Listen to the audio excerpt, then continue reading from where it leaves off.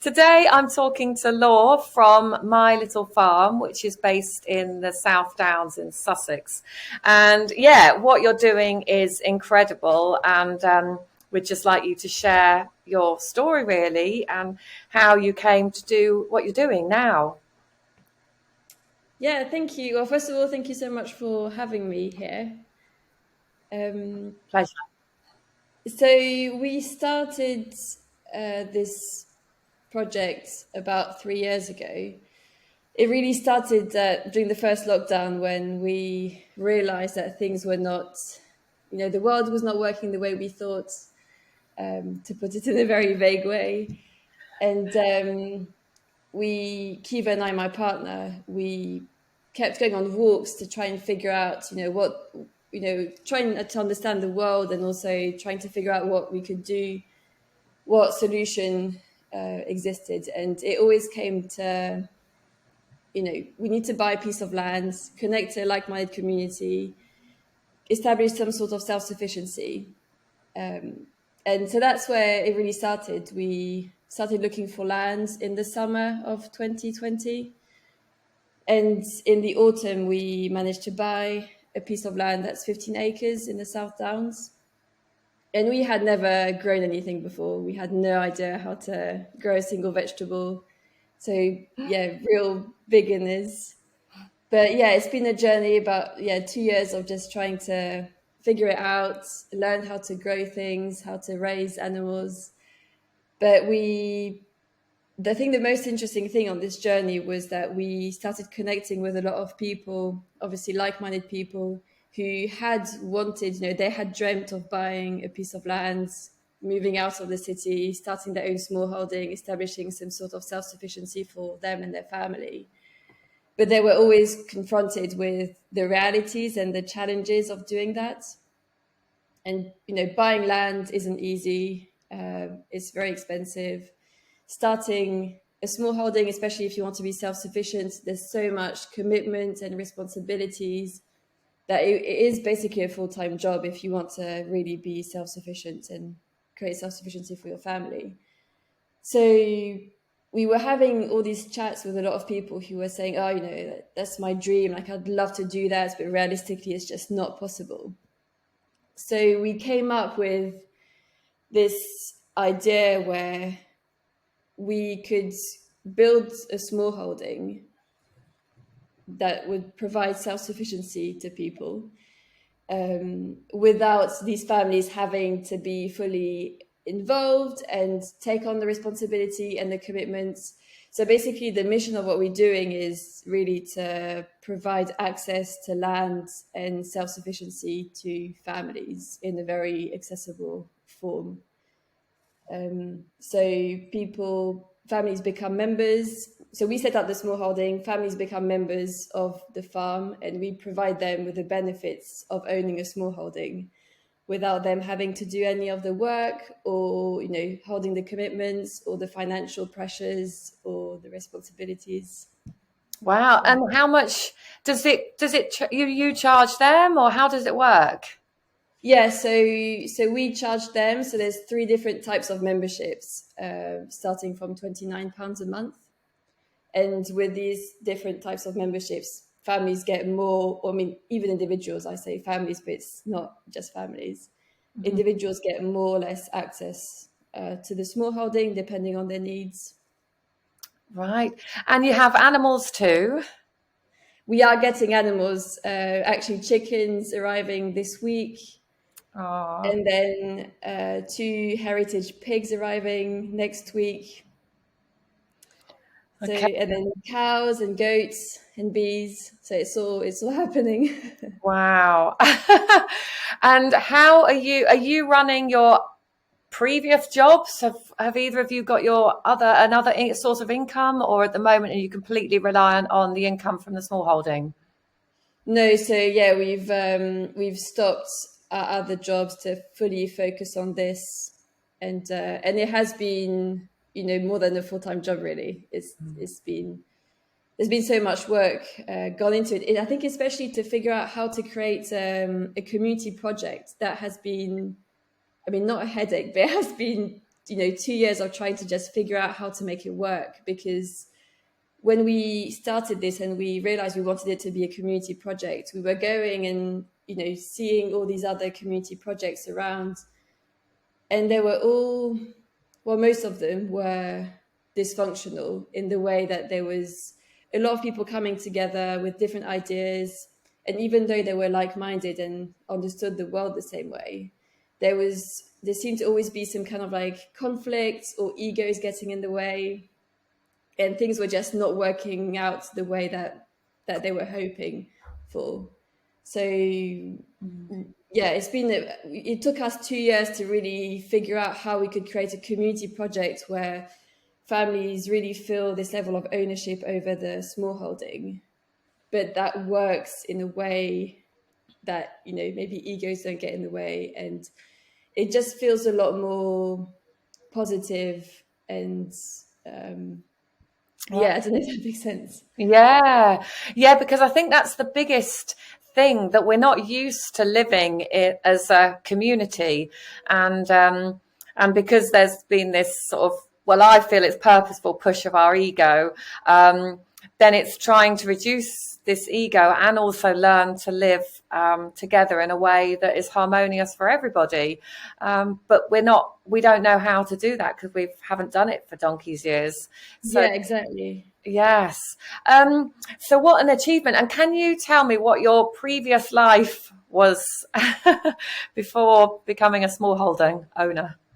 So Kiva and I both lived in Brighton, and he was, or I guess he still is, but not working as a designer anymore. So he had a couple of businesses in product design. So he's quite an entrepreneurial, spirited person. And I was a registered nutritionist, and since then I have unregistered, and I'm not practicing as a nutritionist on a one-to-one basis, but obviously creating a small holding, there's so much so much is linked to nutrition, so it's just a very different way of practicing.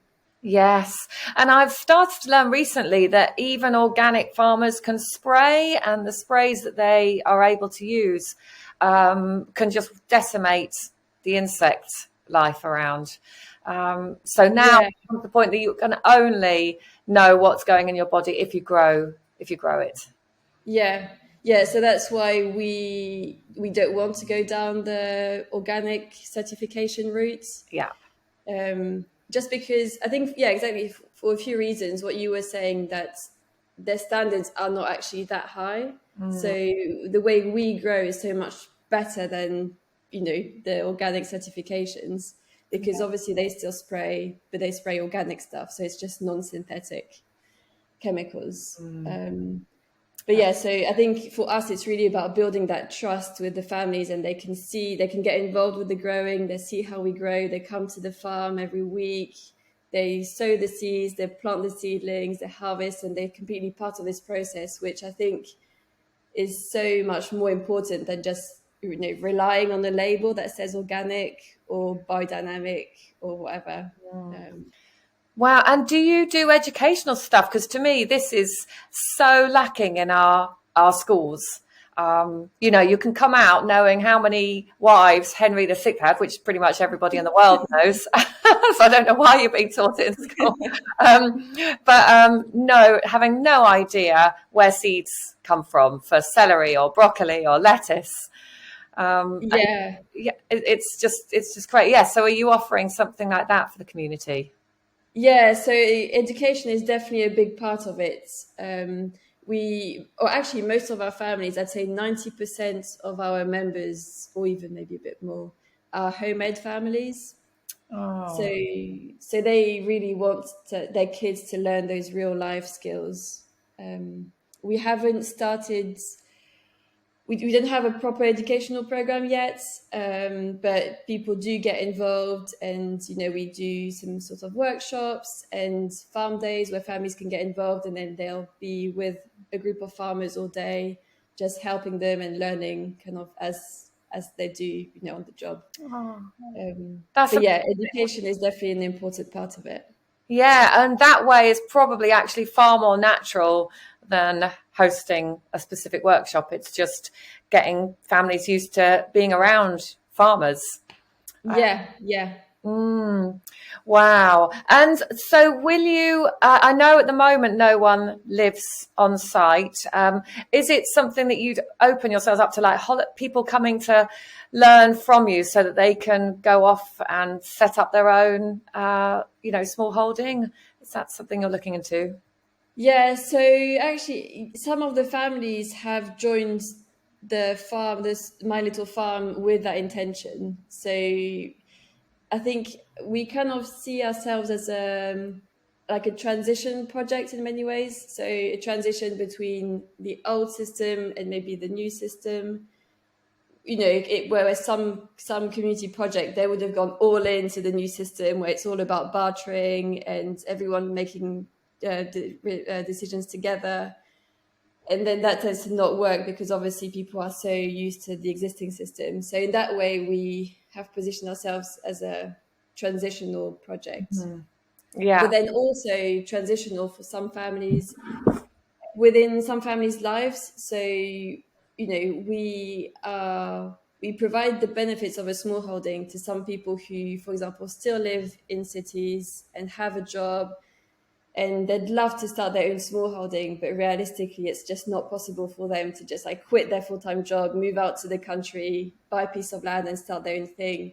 So this feels like a transitional time, transitional opportunity for them to join into a project like this, with the intention of maybe in the future moving out to the country and starting their own small holding.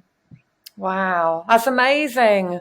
Because if every county and every town had someone like yourselves on their doorstep, it would make, not going to say organic food, but it would make healthy food accessible without all the stress that you've got to do it yourself.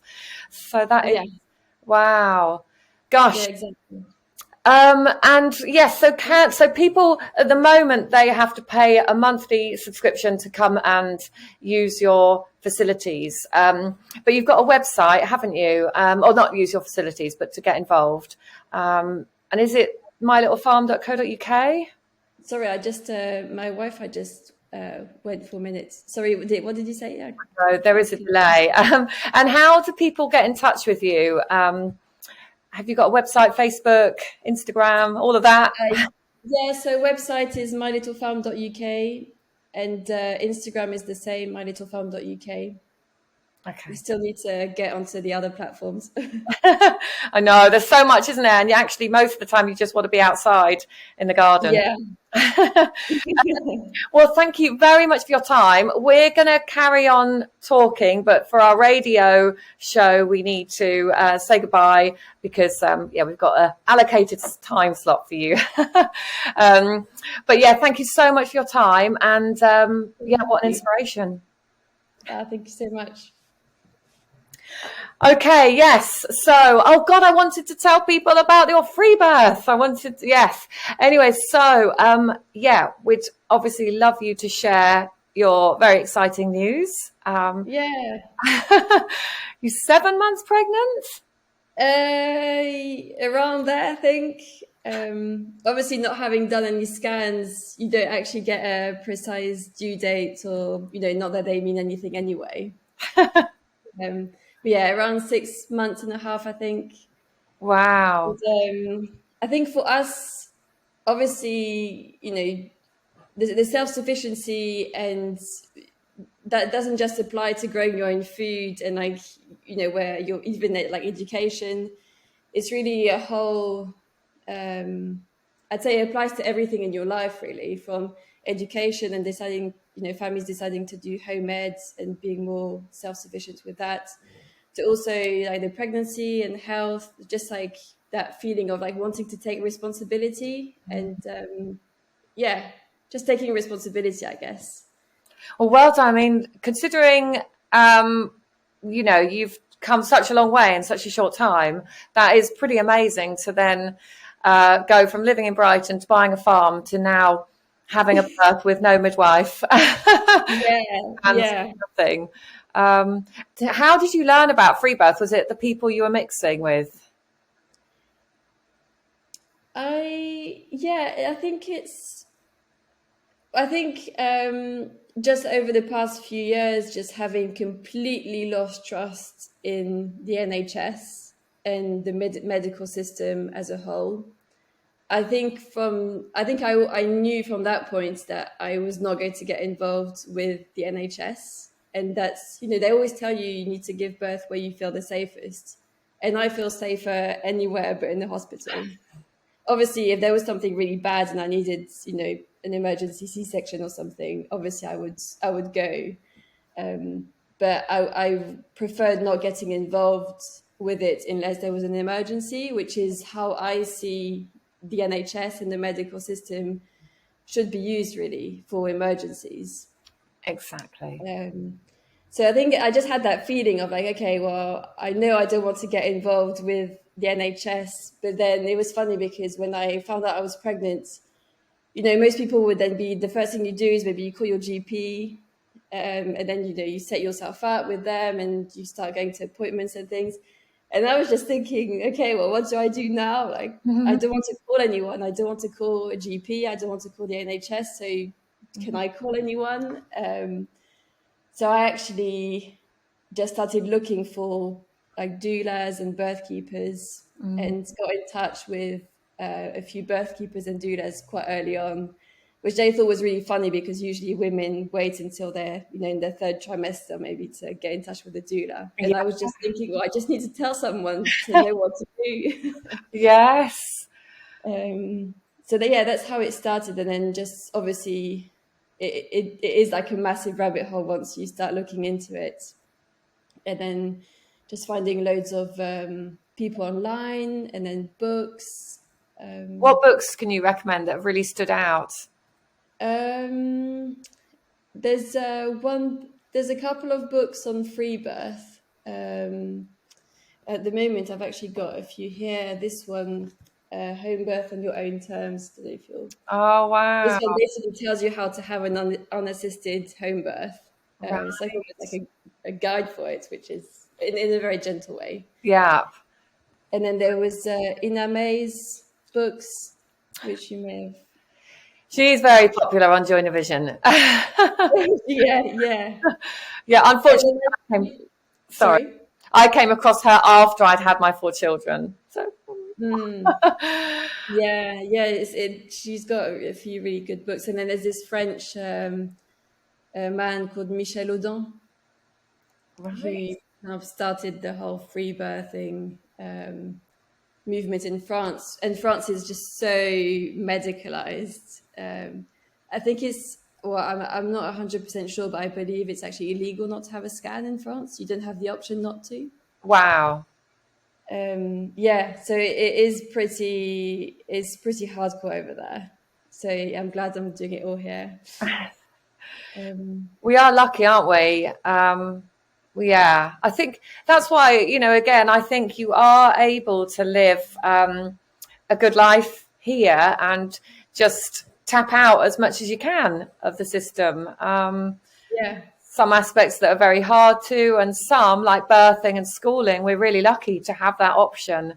And I mean, I think that's also what a big part of Joy Division is about, is to show women who haven't had children yet the options. Because when I had my first 3, I thought, I only accepted that I was pregnant when the doctor told me I was pregnant. Then you've had the stamp of approval. Yes, you are definitely pregnant. We can say that. And by the 4th, I was like, I said to them, I still had a midwife. I said, I'm just going to actually enjoy this one, because I've noticed in my last 3, I get worried about the scans, and then there's relief that your baby's going to be normal, thank God. And then all the tests, all the blood tests. I was tested for HIV every single pregnancy, which is weird, because basically they're assuming that you've been unfaithful, or your husband's unfaithful, I'm assuming. I know. That's a nice positive message. And then Yeah, but then with our fourth, we had a free birth, and it was the most incredible thing. But this is the next stage when the NHS did come in handy, because the next day I texted my midwife to say, "Oh, just to let you know, I've had a baby girl," and I said, "It's really weird though. She doesn't look like any of us." And alarm bells straight away rang for her. She came over within the hour, and she noticed a straight line on her path on her palm. I have one as well, but it's very common in babies that are born with Down syndrome. And and she was very floppy. She hadn't fed, which again, I didn't kind of realize was a problem, because it had been a while since I'd had a baby. And off we went to hospital, and I just think, thank God I had that free birth, because it gave me the sort of inner strength to cope with what we were going to have for the next 3 days, which was a very challenging time, coming up against pediatricians who wanted you Yeah. to think their way. And so how did you have to then explain to the pediatricians that you hadn't done any scans or testings? Like, was Yeah, that difficult? Yeah. they weren't happy, but I said, "What would you have done if you know what we know now?" And they said, "We'd have strongly encouraged you not to have a home birth." And they said, "We couldn't have stopped you, but we would have encouraged you not to." And I think, again, being around that fear when you're at a very vulnerable stage of your life, it's easy to then flip into that fear mode. So I'm very glad that I didn't, and I just rejected every ounce of fear that they were terrified, because I was 46 when I had our last, and that was terrifying enough for them. Then I refused the scans, then I refused the blood test, then I didn't want them at the birth, and they were like, "Oh my God," it was almost like they were going to explode. But then afterwards, the midwives were lovely. They both came out, the head of our local one, and said that I had been right all along not to have the scans, and that they'd learned Yeah. a lot. So I think, yeah, it's, and as you said, the NHS is there, and we're lucky. But if you can do it yourself and have an empowered birth, wow, what an amazing start. Yeah. Yeah.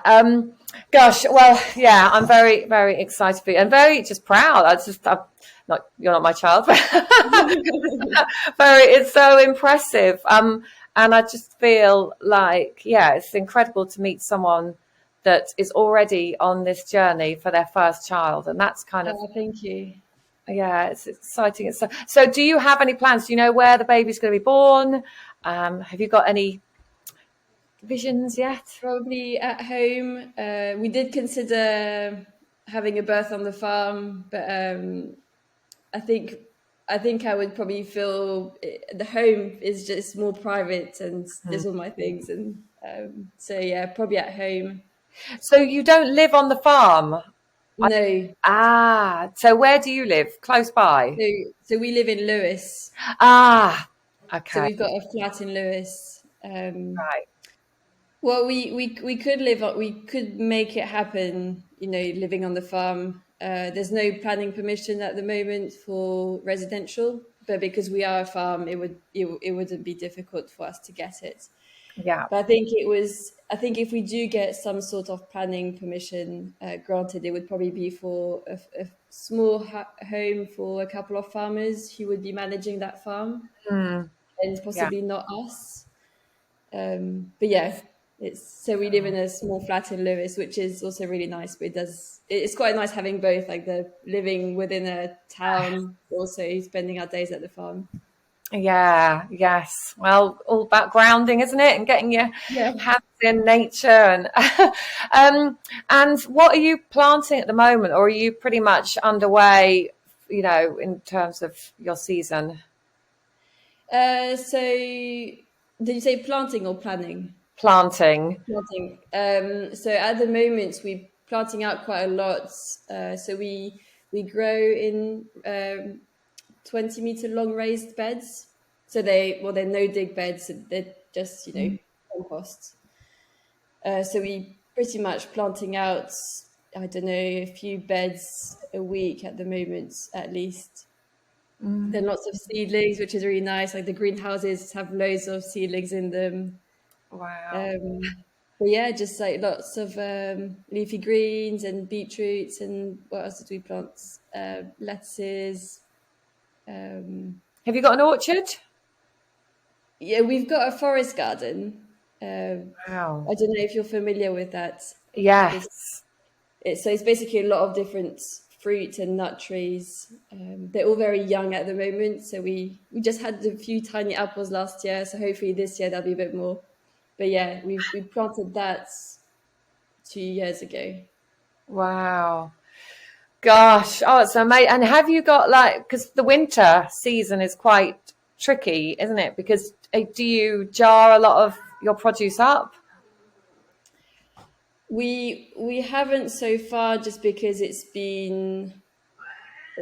just felt like a lot going on, but that's definitely something that we want to do. So learning how to preserve, can, ferment. We did ferment a few things last year, like pickling excess cucumbers and things.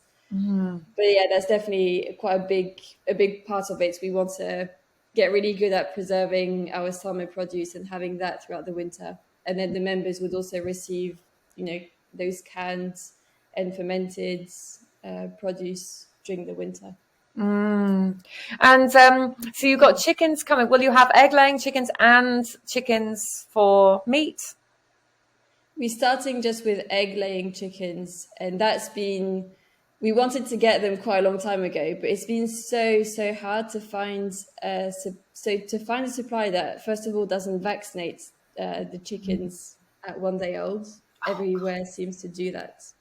Whoa. So that's really, really difficult. But we found someone who hatches their own chickens so he could sell them to us unvaccinated.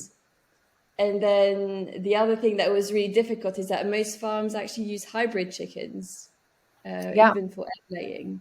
And even, the organic and biodynamic farms, like there's a couple of biodynamic farms around where I am. And I was convinced they would, they're like the gold standard, they would use only unvaccinated heritage breeds, but no, they all get vaccinated hybrid chickens.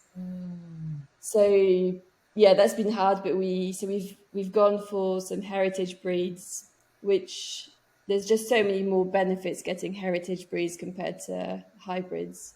Because the hybrids, you can't breed them.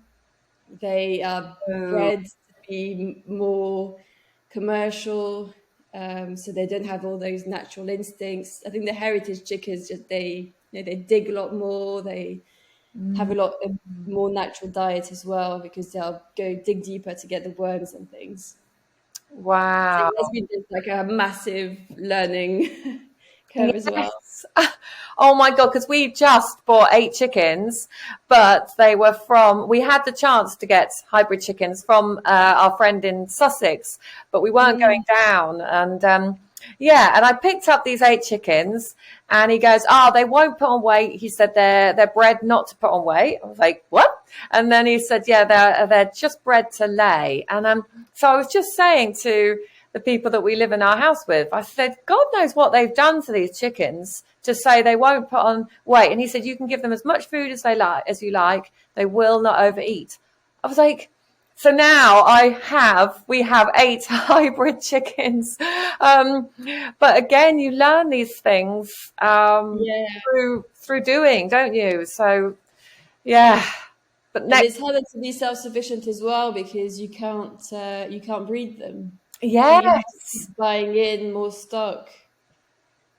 Wow. I had no idea about that. Me neither. And what have they done to an egg? I don't even get. I mean, I was like, these poor little chickens, they're all orphan chickens. They've never known what it's like to have a mum, just a light above them.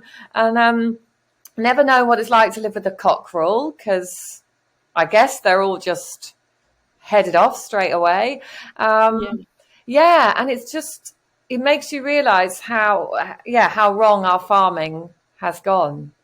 Yeah, and the same with all the other animals like cows, and like we've wanted to get Jersey cows because they've got, well, most of the time they have A2 milk, which is the more natural type of milk, And it's just when you start looking into it and you realize that even like organic farms, like they've just gone so far away from natural foods.